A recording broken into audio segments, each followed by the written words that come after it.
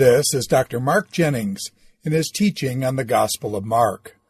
This is session number 6 on Mark chapter 3, verses 1 through 19, Healing, Summary, and the 12.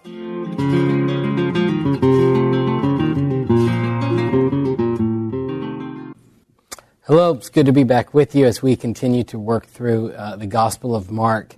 We're entering into Mark chapter 3. In a lot of ways, Mark chapter 3 picks up where we left off in Mark chapter 2. So we're in the public ministry of Jesus around the Galilean area. And if you recall, at the end of Mark chapter 2, there was a controversy that centered around the Sabbath. And it ended with Jesus declaring the intent of the Sabbath, that the Sabbath was meant, the divine intention of the Sabbath was meant for to benefit humanity. It was a gift to humanity, and the religious leaders have turned it into something actually where man was serving the Sabbath instead of the divine intent. And then Jesus substantiated his claim by indicating that he, as the Son of Man, was Lord of the Sabbath, that he was the one that determined what was right and appropriate.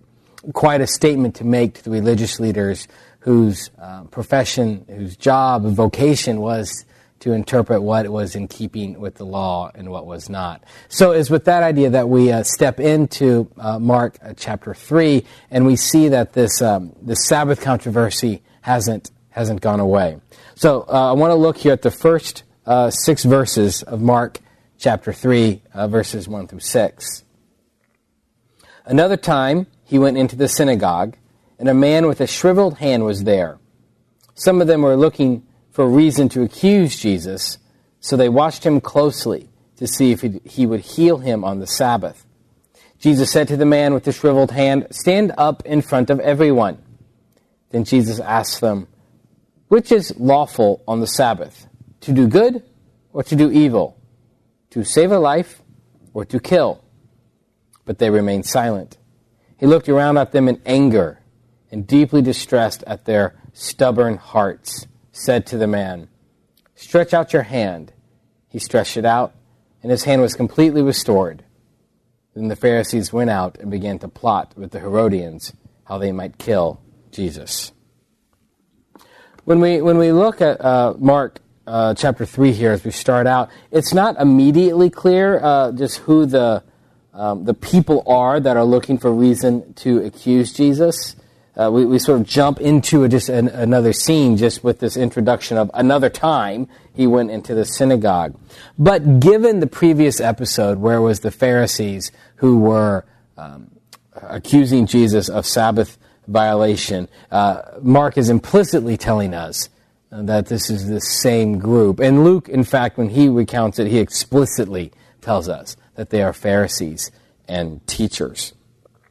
Now, it's interesting because, so in the synagogue, Jesus is going to be entering into this discussion of what is lawful to do or not do.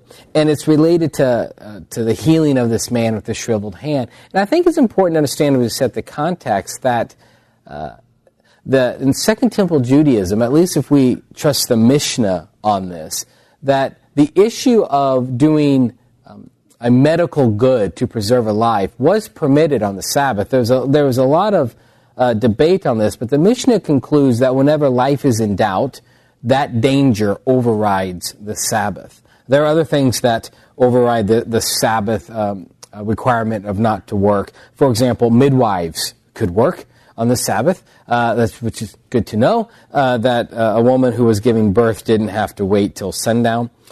Circumcision was even allowed on the Sabbath. And I think the idea, at least according to the Mishnah, that circumcision was a sacred act. It was an act of covenant relationship, and so then it was actually an appropriate act to do on the Sabbath. I set the stage because I want to make sure we're not thinking that within Second Temple Judaism that their understanding of not doing a work on the Sabbath even meant the endangerment of a person, that wasn't the atmosphere that we're in. Also, to set the stage on that, though, this man's life is not in danger.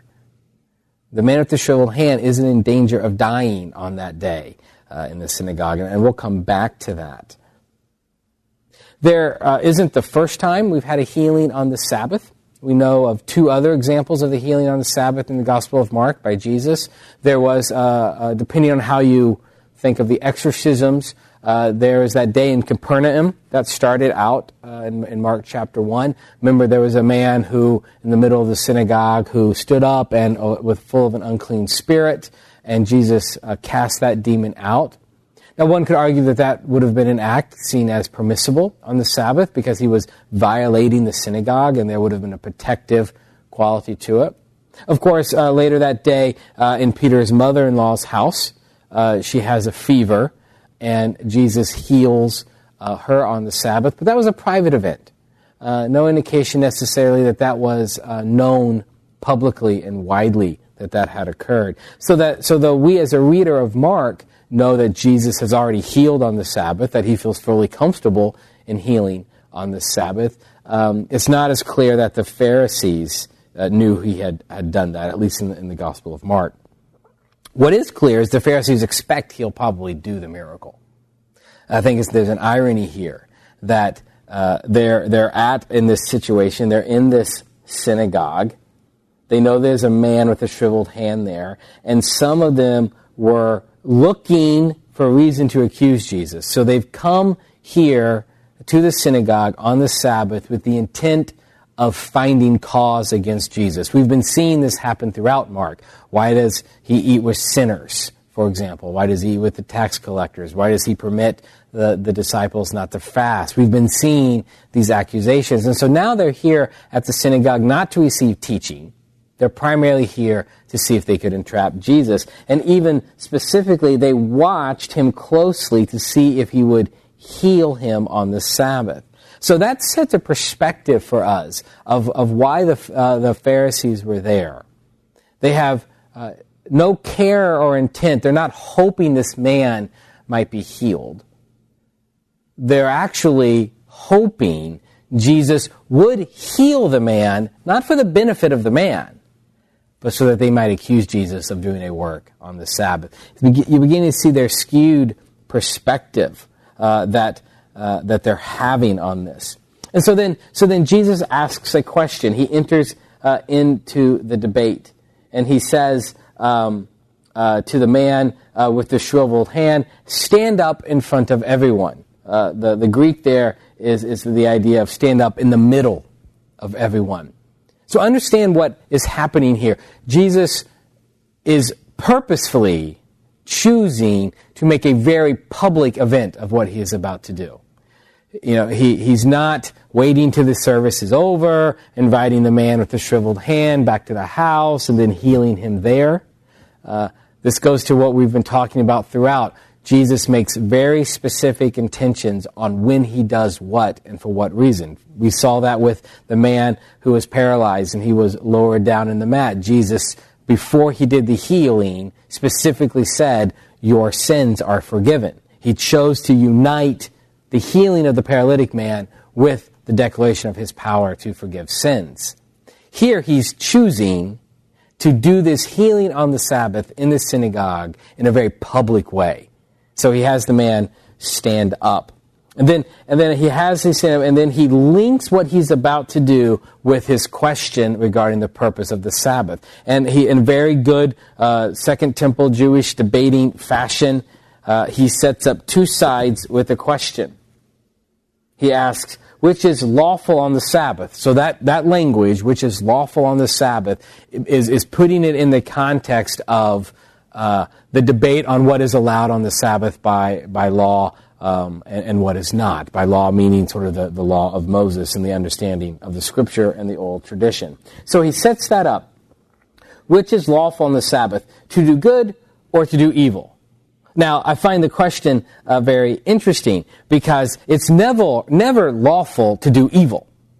It is never lawful to do evil on any day, let alone on the Sabbath. And so the nature of that question almost requires a full assent. Everyone there would almost look at it in the sense of, well, if it's not lawful to do evil on the Sabbath. And so there is a general form of that, even of arguing that question of gaining assent, that of lining up good, doing good, and the Sabbath, of lining those two together, and how doing evil on the Sabbath is an absurd idea, is anathema, in the same way that fasting during a wedding feast is an absurd idea. Doing evil on the Sabbath is an absurd idea.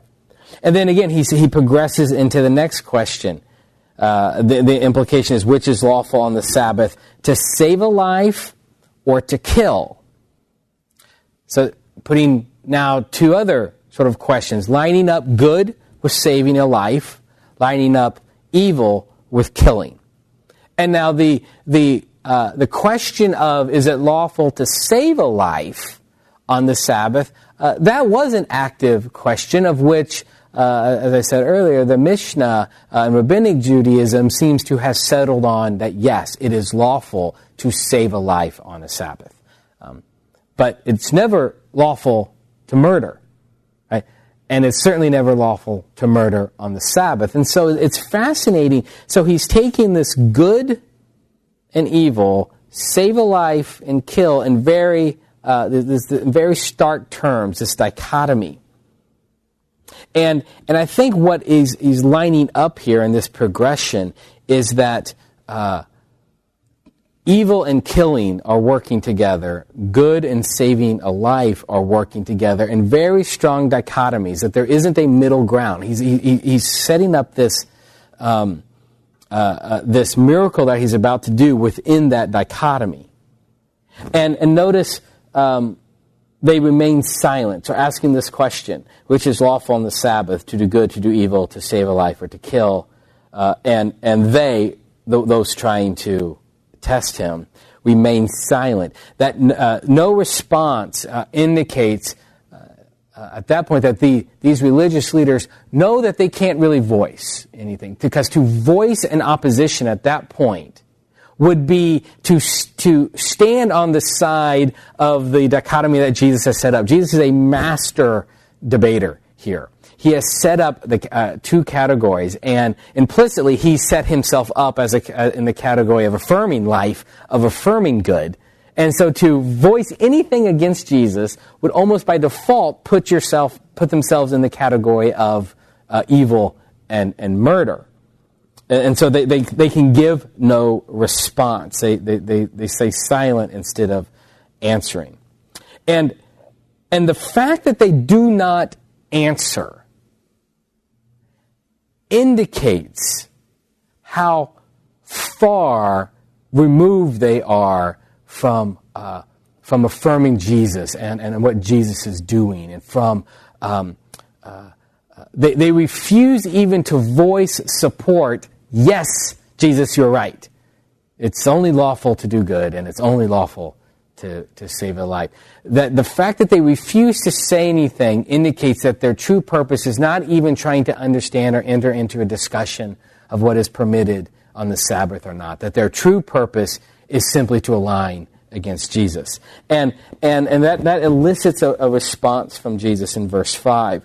He looked around at them in anger, deeply distressed at their stubborn hearts. This is, in Mark, this is a very rare emotion. Now, Mark and Jesus in Mark is we get a lot of emotion, very human qualities of Jesus in Mark get stress. But this is the only time where anger is clearly presented in Mark by Jesus being angry. There's a disputed textual variant earlier on in the Gospel of Mark where it's not clear if Jesus was motivated by anger or compassion. But here it's very, very clear. And notice what he's anger. He'd anger at their stubbornness. And probably a more preferred translation at that might be the hardness of their hearts instead of their stubbornness, their stubborn hearts. Hardness of heart is a very idiomatic way of conveying resistance. Resistance to God, often accompanied by spiritual blindness.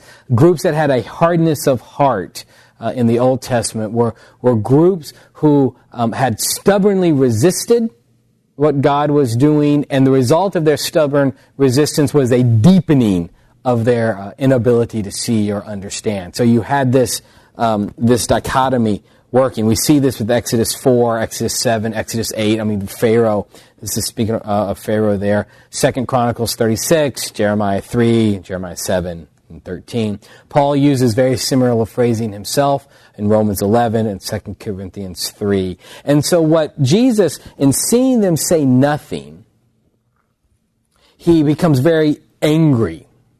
Here are these religious leaders who refuse to affirm what he has just said.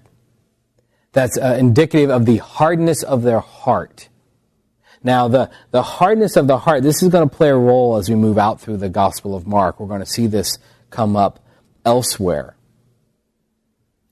And by being angry at the hardness of their heart, Jesus, one, is again having insight into the condition of their heart. This goes back to what we've talked about earlier, about how Jesus is able to do what only is associated with God, which is to understand the heart of a man. But also, this language is putting the Pharisees and the religious leaders on the side of Pharaoh, on the side of the cause and the enemies regarding the exile and Jeremiah, of the Israelites, the Jewish people who have been hardened. And we've seen this happen several times. We saw this in chapter 2 when Jesus was discussing the state of the question over the consecrated bread and David and have you not read.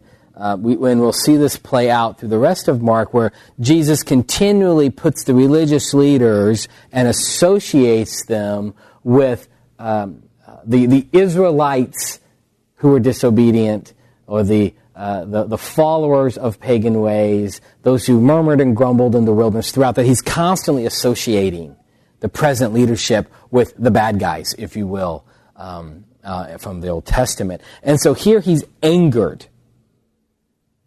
And I think that anger motivation also is preparing us for the language of judgment that Jesus is going to be giving to these groups as well. That there is a divine judgment being issued as a result of the hardness of their hearts. And so in looking around in anger at the hardness of their hearts, he said to the man who's standing right there, like this little discussion has been happening. I always picture this man just kind of sitting there going, what do I do? What's just happened? I've been asked to come up here, and now there's this big religious debate over the Sabbath occurring. And Jesus said to the man, stretch out your hand.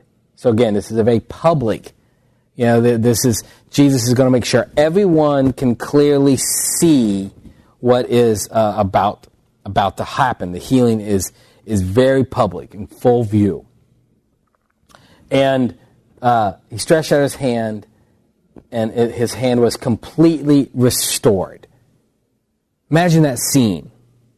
Here was, in full view, a withered hand, a shriveled hand, a hand that was unable to work, a hand that was unable to grasp, and now a hand fully restored, which is in keeping with what we've been seeing throughout Mark. When Jesus does something, it's wholly restored. When he healed Peter's mother-in-law, she immediately got up to serve. When demons are present, he tells them to be quiet, and they shut up, and he tells them to leave, and they fully leave. There's no gradual restoration here. It's a full restoration. So he has done the very thing these Pharisees have been wondering if he would do.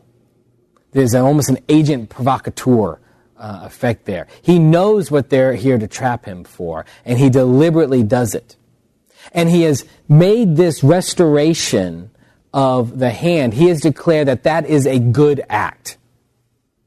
That is not an evil act. That is an act that is in keeping with the Sabbath. And this makes sense from what he's been saying about the Sabbath, that the Sabbath was meant to bring goodness to people.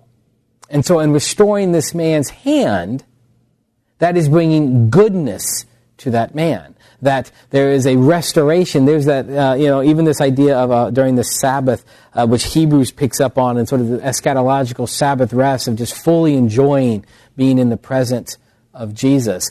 This is what this man now is enjoying. That it was out of step to have a withered hand in the presence of Jesus, because in the presence of Jesus he restores. And so he does this very, very public act, and the Pharisees are put in this position where they cannot speak against it.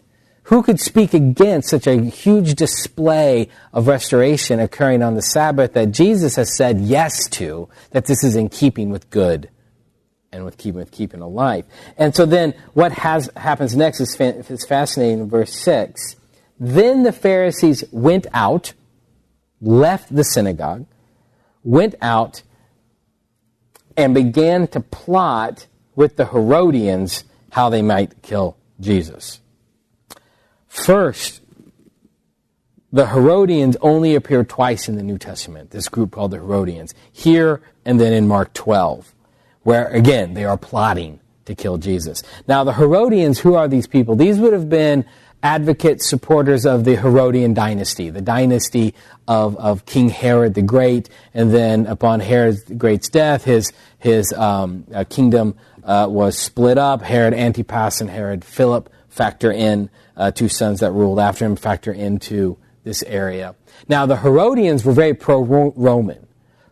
Herod was appointed king by the Romans. He had had the support of the Roman Senate. He had had the support of Mark Antony. In fact, the Herodian alliance with the Romans actually began when Julius Caesar found himself in trouble in Egypt when he was trying to establish his rule. And the Herodians came and helped him. And that was a very good decision for the Herodians and for the line of Herod, because they backed the right guy by coming and helping him, and so then that allows some favor to exist. So when we think of Herod, first, Herod was not fully Jewish. He wouldn't have been a full Jewish stock, sort of in the Maccabean idea, and he was appointed rule by the Romans. As a side note, that is why it was such a huge statement in Matthew when the Magi from the east come to Herod and they say, "Where is the one born king of the Jews?" And the real issue there is not just king of the Jews, but born king of the Jews, because Herod could never make the claim that he was born king. He was appointed king in full sort of alliance with Rome. And what's fascinating then, so the Herodians would have backed the dynasty that was united to Rome. The Pharisees stood very much against the aristocracy that aligned with Rome. The Pharisees looked for a time of restoration of Israel, when Israel would stand as its own independent state, would be out from underneath the thumb.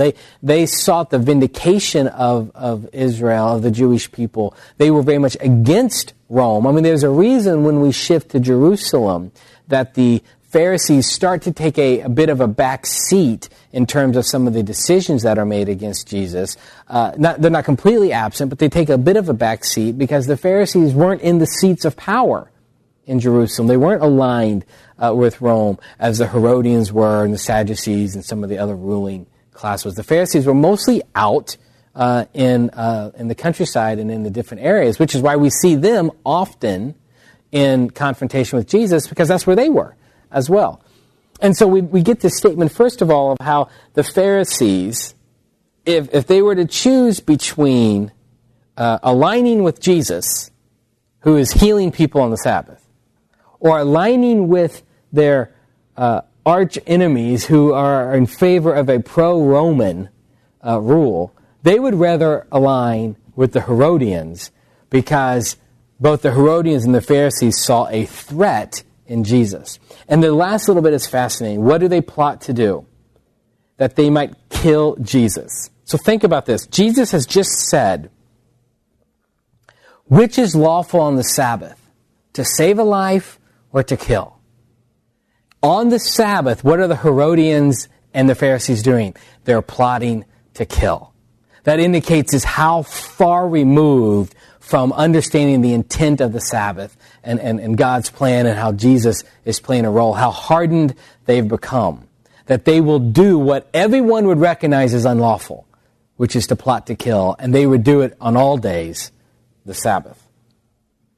So we're beginning to get a sense of the growing confrontation. Now it's not just a minor contention. The lines have gotten starkly drawn. There are the Pharisees who are aligning with the Herodians seeking to kill Jesus. And so as we move forward, we need to remember that as the Pharisees come up in different places.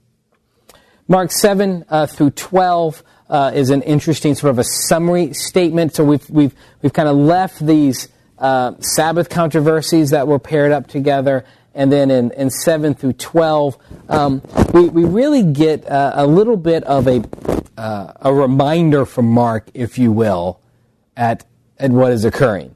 So in Mark 7 through 12, Mark reminds us, Jesus withdrew with his disciples to the lake, and a large crowd from Galilee followed. When they heard all he was doing, many people came from Judea, Jerusalem, Idumea, and the regions across the Jordan and around Tyre and Sidon. Because of the crowd, he told his disciples to have a small boat ready for him to keep people from crowding him. For he had healed many, so that those with diseases were pushing forward to touch him. Whenever the evil spirits saw him, they fell down before him, cried out, "You are the Son of God." But he gave them strict orders not to tell who he was. This statement is very similar to Mark 1, 14 through 15, in that it has this summary quality to it. Mark begins with Galilee, but then geographically expands his summary to include out to the east and to the northwest. In case you're wondering how this is working, Judea is a province to the south. Idumea is the Latin name for Edom. And so it is interesting he's using the Latin name there, which might indicate the audience that he is writing to is more familiar with the Latin names. Edom is another name for Esau. This is the region that was settled by the Edomites. Beyond the Jordan, it would be the eastern side of the Jordan River. This would be the area of Decapolis in the north, Perea in the south. The Tyre and Sidon, they're on the Mediterranean coast, north of Israel. These are Gentile regions. I think it's interesting as Mark is presenting how his fame is spreading. The fame of Jesus is spreading beyond Galilee. It's spreading to different areas, including Gentile areas. This reference about the crowds trying to touch him, that's likely reflects a belief you could touch Jesus and be healed. We'll see a specific instance of that happening there. We see that idea. It's not just a unique idea around Jerusalem. We'll see this idea play out other places in the New Testament. So for example, there'll be in Acts people trying to get the handkerchiefs of Paul. If Paul touched him, they thought they could heal him, and then miracles would occur. Or if the apostle, if the shadow, like a Peter, could just pass over someone. So you get this sort of fervor, sometimes superstitious fervor, playing around in this, and we get this. Again, summary statement, Jesus is healing, the crowds are imposing on him, he's getting in the boat because of it. All types of pictures are being created that come up again and again in the Gospel of Mark. And even the exorcisms. Notice that, we get this, whenever the evil spirits saw him, they fell down before him. That shouldn't be understood as worship, more as recognition of authority. So all the exorcisms are having the same pattern. The demons see Jesus, they fall down in submission in front of him, recognizing their authority. They're all crying out, "You are the Son of God." We've seen different variations of that occur in the Gospel of Mark. That always brings up the question of demonic awareness of Jesus. And I think in general, because it is to what extent did they understand Jesus as God's Son? The Son of God language is also even problematic there because it's used of all kinds of different figures in the Old Testament. But I think we can at least at most say that the demons recognize that Jesus had an authority over them, one that is sort of in keeping with what would be a divine authority, because they're always worried about judgment. They're always worried about destruction in the hands of Jesus. So to whatever full extent of the understanding of who Jesus is, there was certainly that recognition. And Jesus would command them to be silent. We get that summary statement. Commands them to be silent. I think there's a sense that, that commanding them to be silent shows mastery. Jesus has mastery over them, and even what they could speak. And I think it prevents the heralds of who Jesus is from that activity belonging to demonic forces. That there's something wrong with that coming from the demons that Jesus is silencing. We get this summary statement continuing. And then after a summary statement, notice we have a selecting of the 12 that follows in 13 through 19. This selecting of the 12 is interesting because after that summary statement at chapter 1, we get the choosing of the 4. And so you do see this pattern that is developing in the Gospel of Mark here, where there's a similarity between summary statements and choosing selection, sort of this next stage of progression. And from here on out, we're going to get greater attention on the 12 here. We're now seeing a distinction being made between those who belong to Jesus and those who stand against him. There's this winnowing effect, and there's also a distinction being made between those who are following and those who are the 12. And so you have this progression of disciples, of followers, of 12 disciples, and then of the 4, the special 4 that were chosen early, and then even of the 3 out of that 4. And so there is this hierarchy, if you will. Now, the stress here on 12, I think, is twofold. Why 12? I think the choosing of 12 is significant.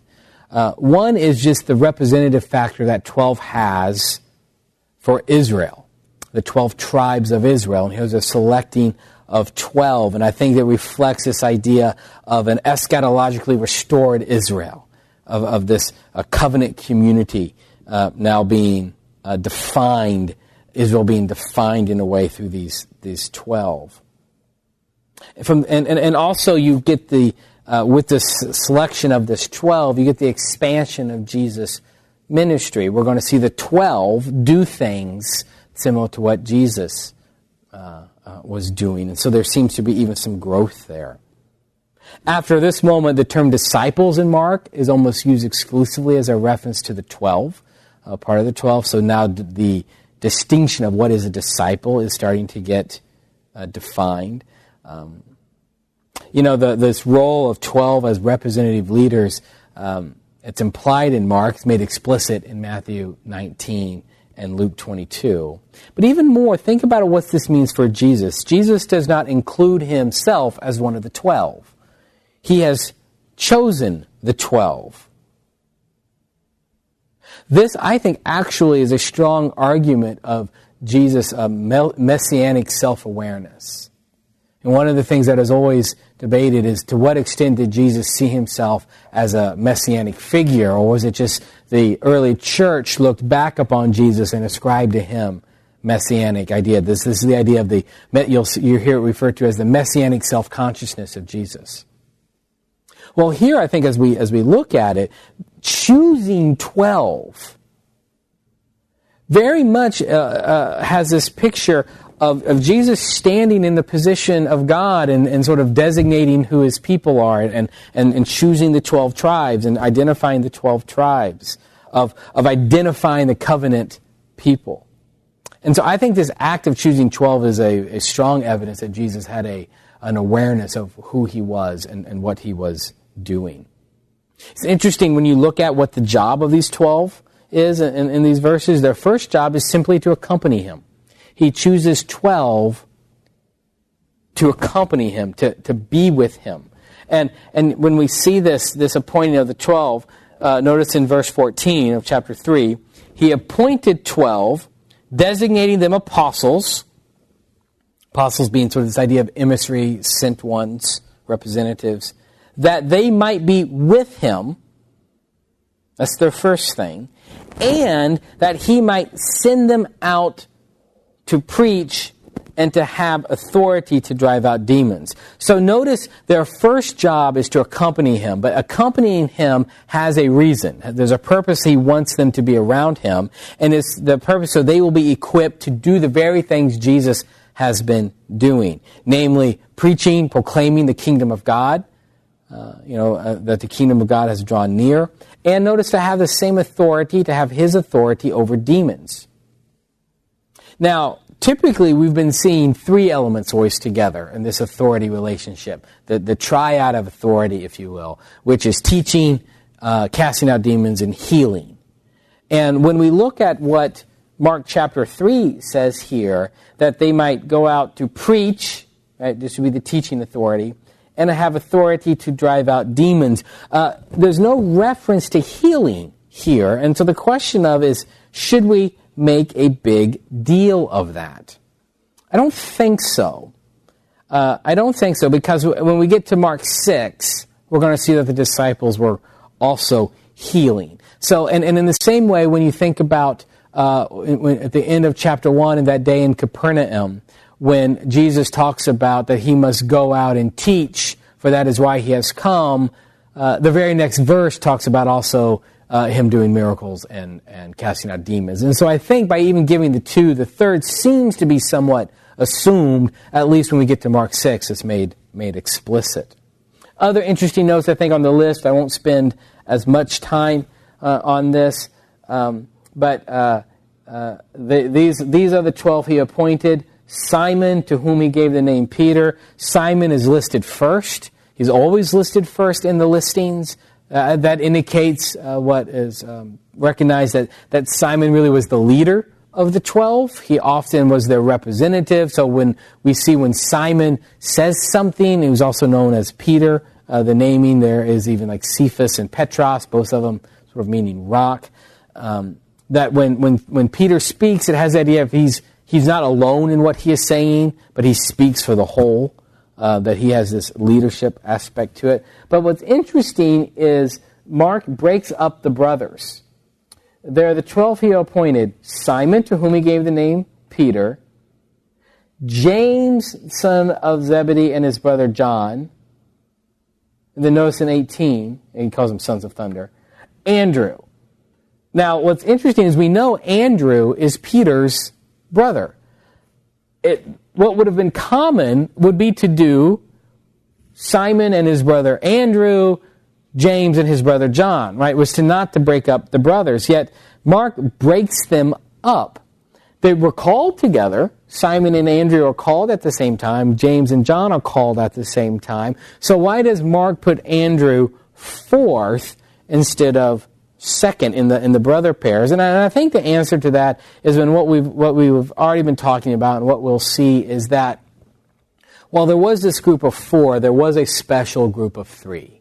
That there was a special group of three who witnessed things that Andrew did not. That Simon, that Peter, James, and John are going to be allowed to see things. They're going to see the transfiguration, for example. They're often going to be pulled apart, even when we get to Gethsemane and prayer, where they're pulled, and then a group is even pulled apart from the larger group. We're going to see this. And I think Mark, in his listing here, is indicating there's something of unique value and presence for Peter, James, and John.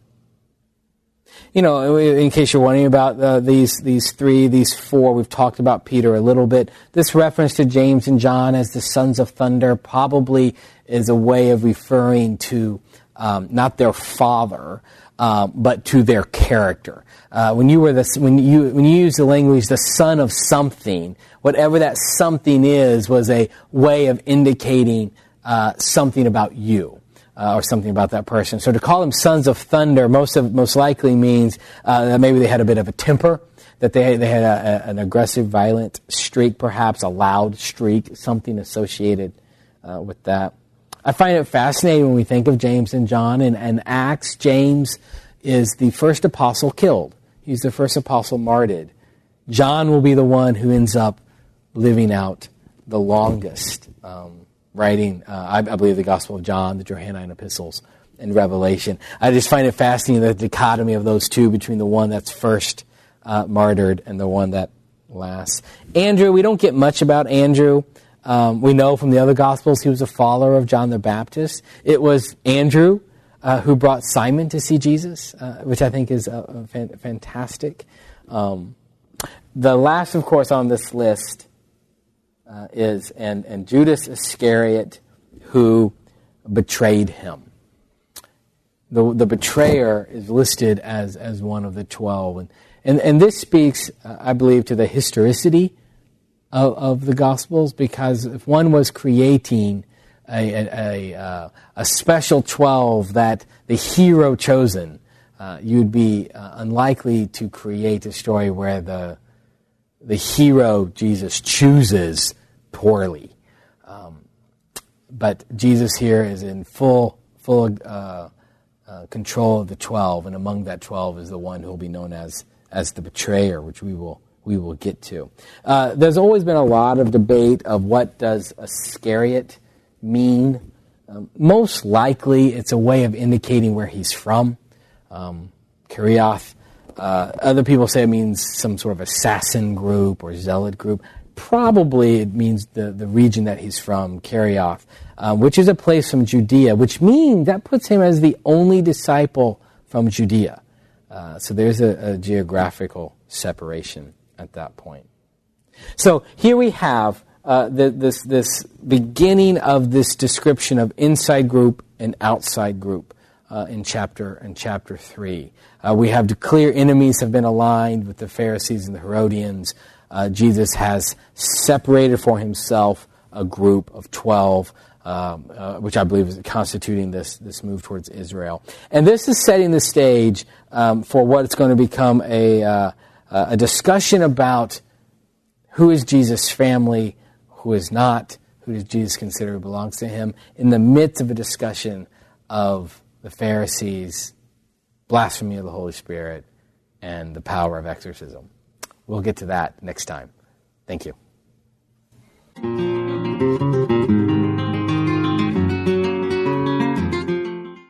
This is Dr. Mark Jennings in his teaching on the Gospel of Mark. This is session number 6 on Mark chapter 3, verses 1 through 19, Healing, Summary, and the 12.